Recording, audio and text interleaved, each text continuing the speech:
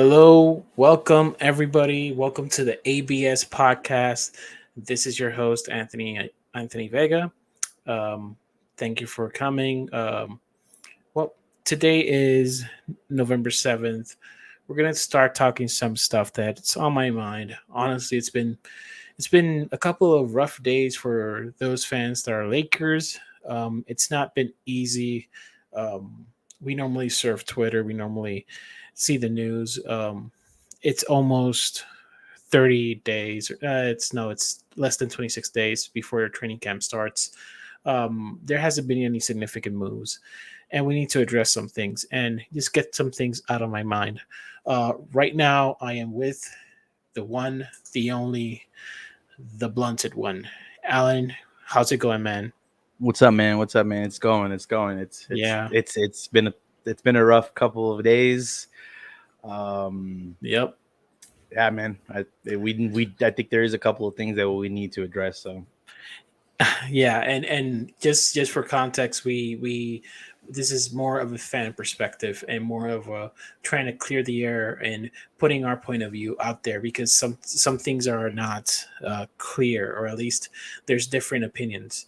Now you can have a different opinion on this team. Honestly, we right now nobody can tell me what they're going to do because nobody knows what they're going to do except those in the front office and those who have sources, and we fortunately don't have sources. So just wanted to get that out there first. And one of the things that I wanted to clarify is the reason why we're a little down or a little frustrated is because not because of Russell Westbrook.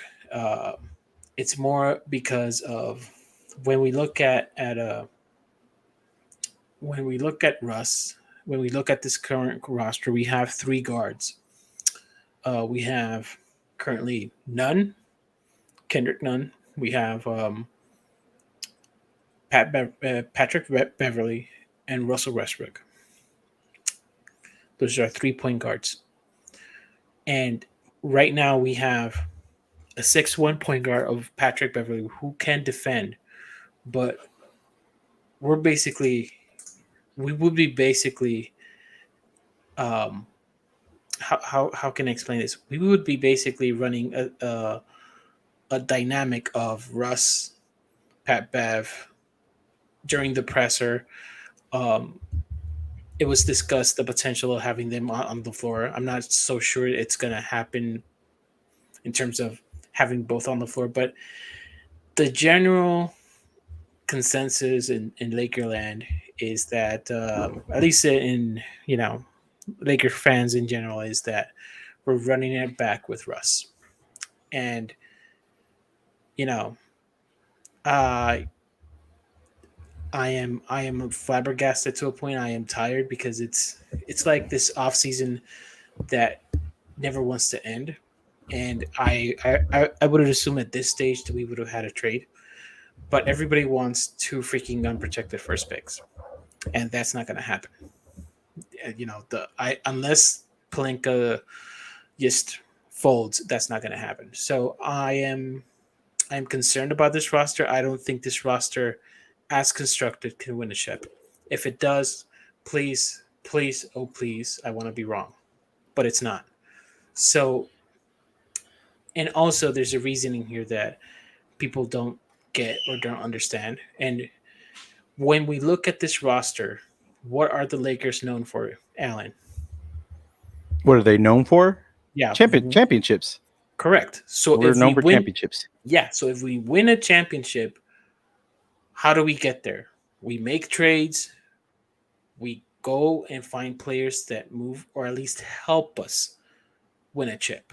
Yeah. Because honestly, nobody here can tell me that winning a chip is done automatically once you get a trade done.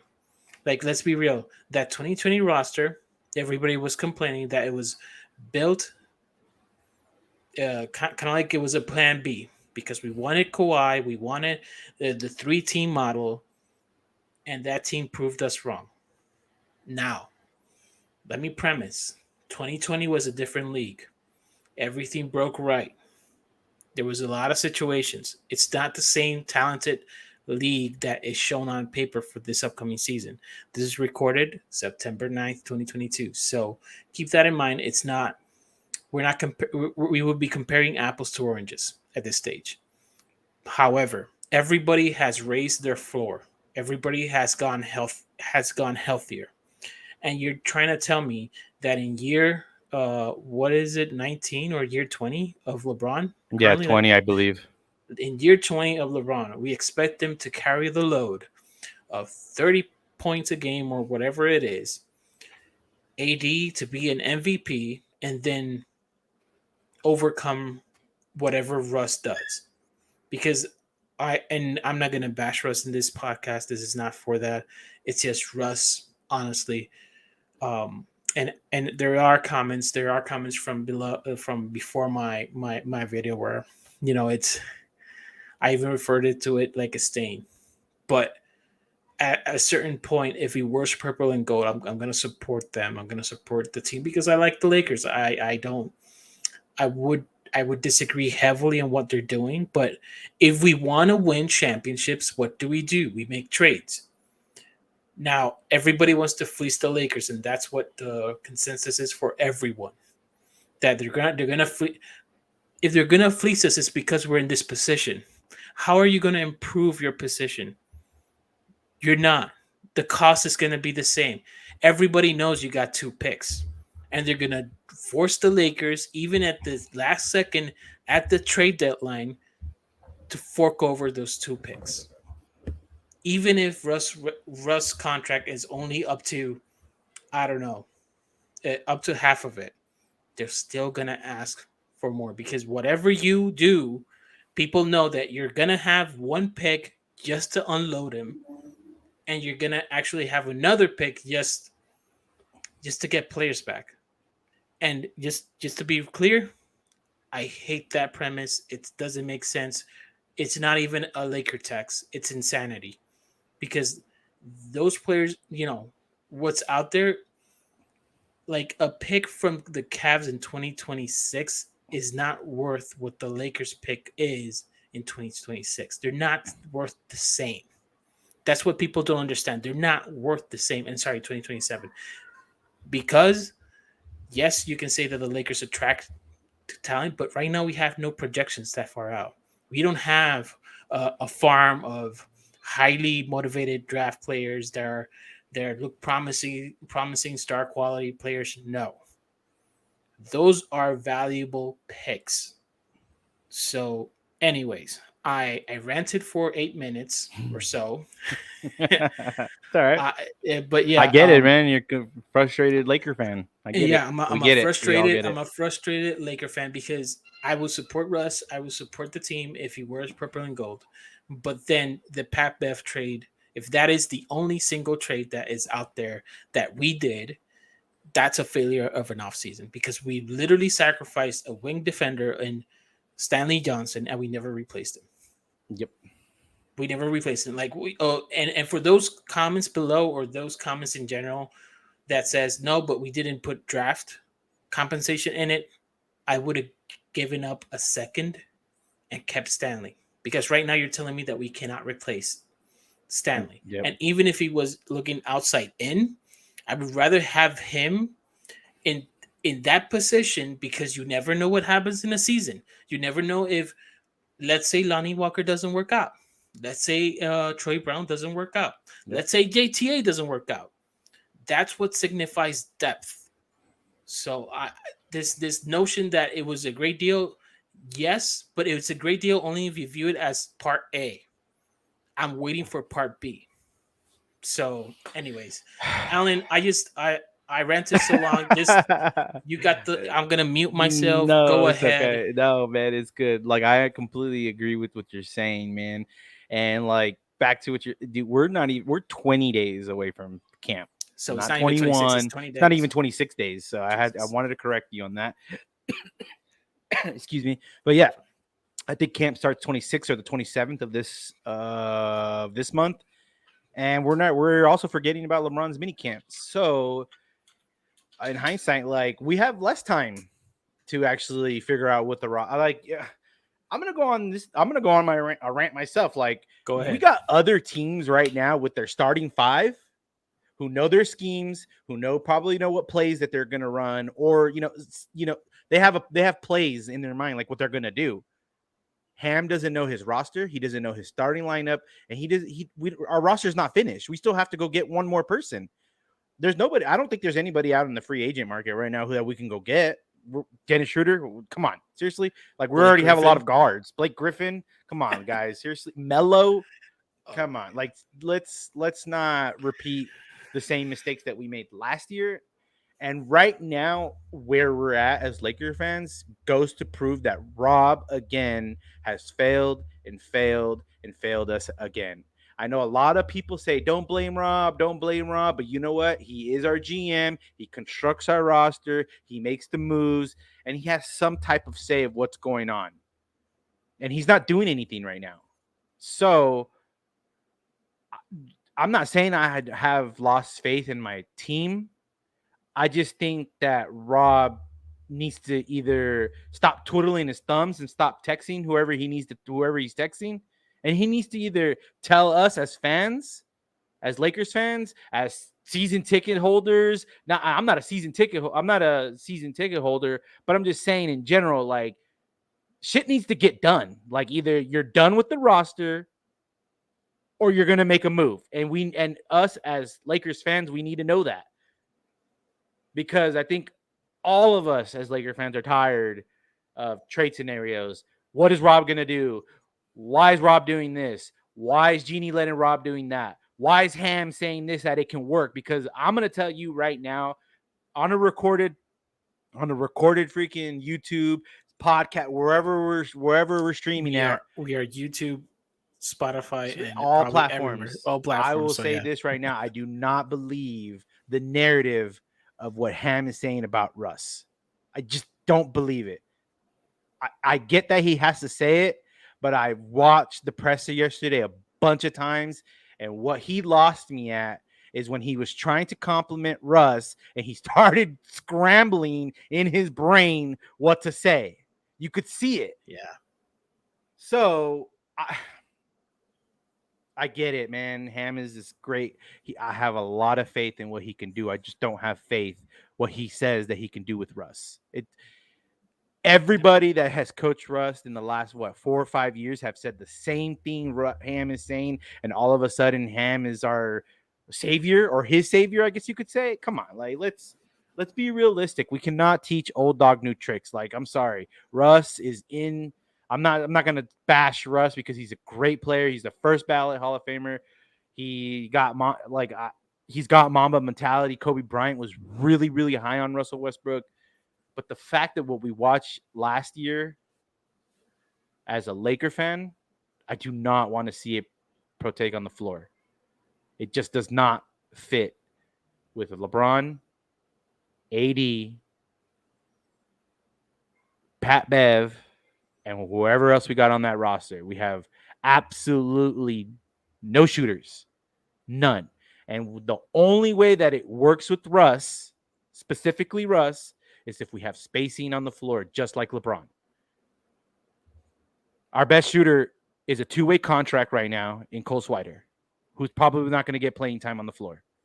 I want all you guys to let that sink in for right now for the 2023-2022 season, that we're going to start off with Cole Swider, a rookie, as our best shooter. Yep. So I'm not happy. As you could tell, I'm not happy. I am cautiously optimistic that he will do something before the season, before LeBron's training camp.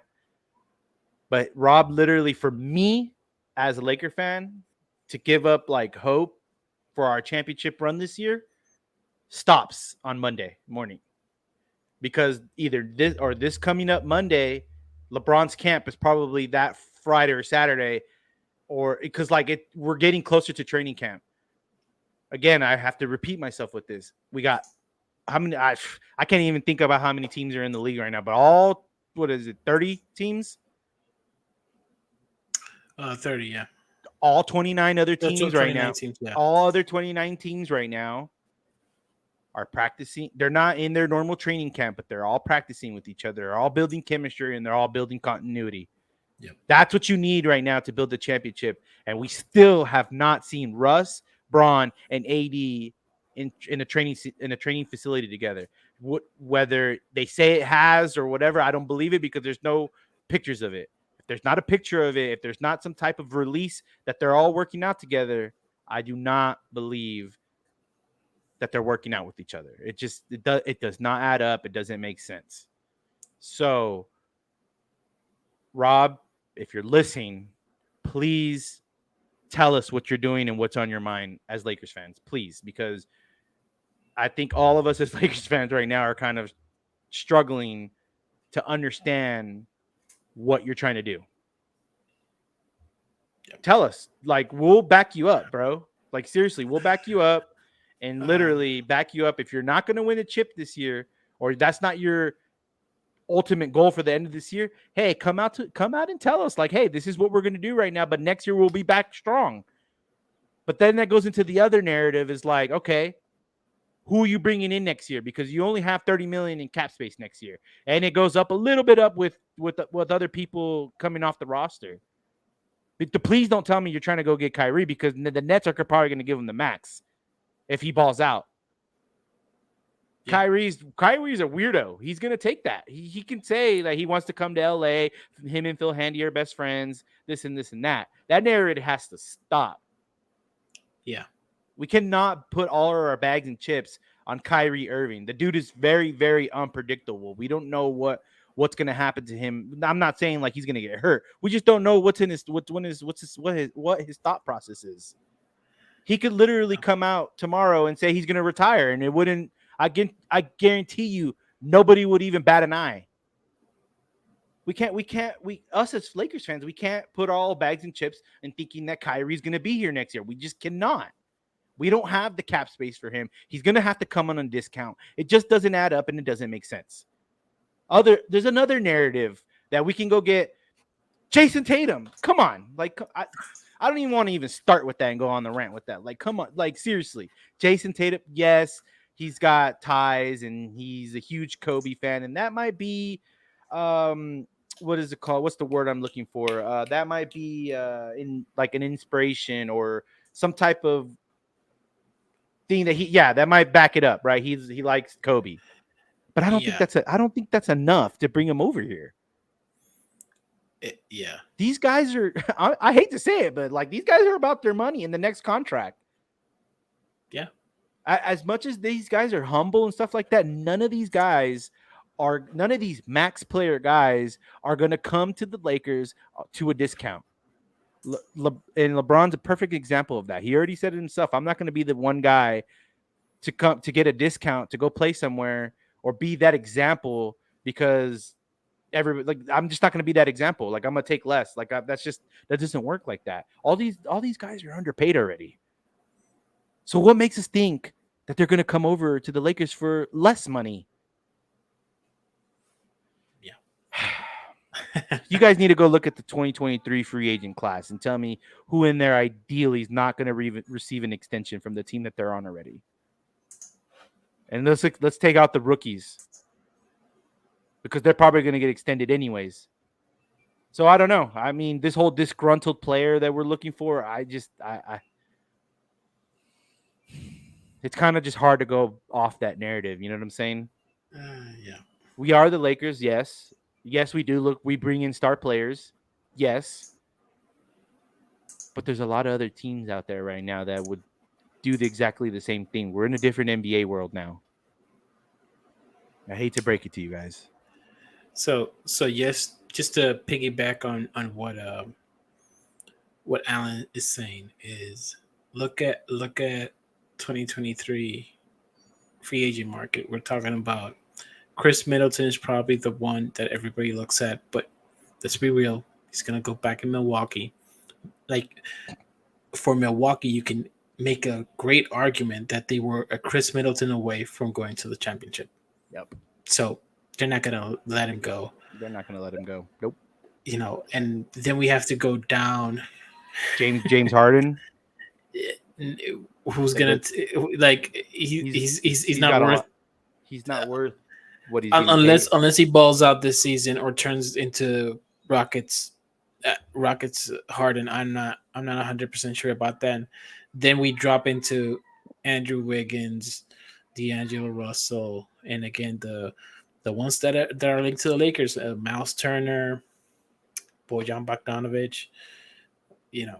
It's not I mean, there's once there's a once couple once of good I names in here, but it's just like there's a lot of role players. I can say that. Like, yeah, there's role players, there's but role players, yeah, but like their team that they're on, what makes us think that they're not going to extend them either? Like, exactly. Like because these, there's go ahead. no I'm no no sorry.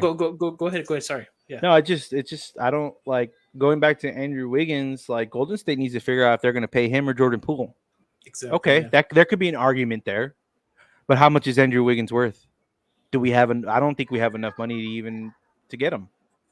He's not gonna. He's getting what is he getting right now? He's getting 29 million right now. He's probably gonna look for a max, which is what, like 40, 42. What's his next contract look like? His next contract, depending it's not under. It would depend highly on how he performs I this mean, he season. performs right So it's kind of like if he has a similar performance to last his year. previous, like last year, like he balled out in the finals. It's not like he was extraordinary, but he was enough where you say like Yep.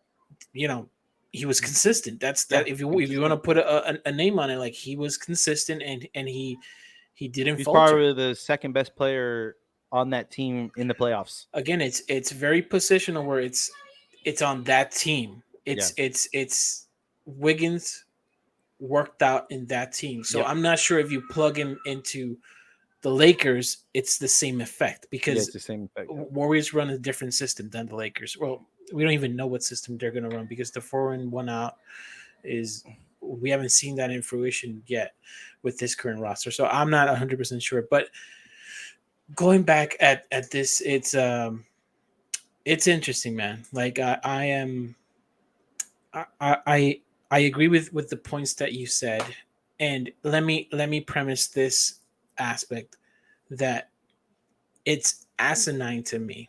I don't know if that's a word that I would use, but I'm gonna use it. It's crazy. Let's put it that perspective that a team, the Lakers, are gonna sacrifice a year of LeBron. Let's assume a healthy LeBron We in don't even order know if to he's coming back pivot. next year. He could probably ask for a trade, but I highly doubt he'll do that. But let's just assume that That he he comes back decides that he comes back. Well, he's contractually obligated to come back. It's only if next he year. decides. Yeah, Okay, yeah, that's right. That's right. yeah, Yeah, I'm yeah, sorry. yeah. It's just the thing here would be it's not about what he would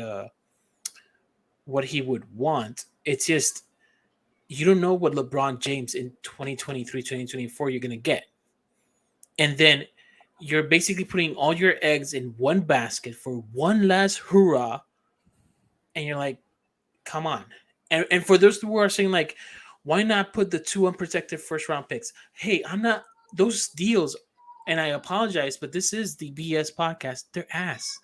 Those deals out there, they're not worth those two unprotected first round picks. So I understand where Palenka is. However, at some point, if we're talking about two unprotected first round picks, a negotiation can be had on protections. I cannot believe that it takes weeks just to say, let's do two first round picks and then let's negotiate on first round pick on those protections. But if everybody's playing hardball and saying no protections, first round picks as is, right now we have reported there was a report going on. It's not that we saw a report basically that said that the Lakers aren't being serious in terms of putting their two first round picks on the table. That they're only putting two first round picks if that makes them a contender. And how would you know if that's a contender if you don't make a deal? Yep. Let's be real. You don't know because you don't know what happens in the season to break right. You know what would be sad if we go past the trade deadline. we keep Russ, we keep our picks, we keep our cap space, and then we make a push on the playoffs. The path opens just to figure out that we needed a Bojan, we needed a Clarkson, we needed Shit, players, Mike Conley, a like Mike Conley. Who knows? who You knows? like who knows? And then we're regretting like we should have pulled the trigger because LeBron AD needs help. LeBron AD are capable of doing 45 and To 45 face it, points. LeBron needs help. Yeah, and this is assuming that AD performs at an MVP level. So I am for those who say like they can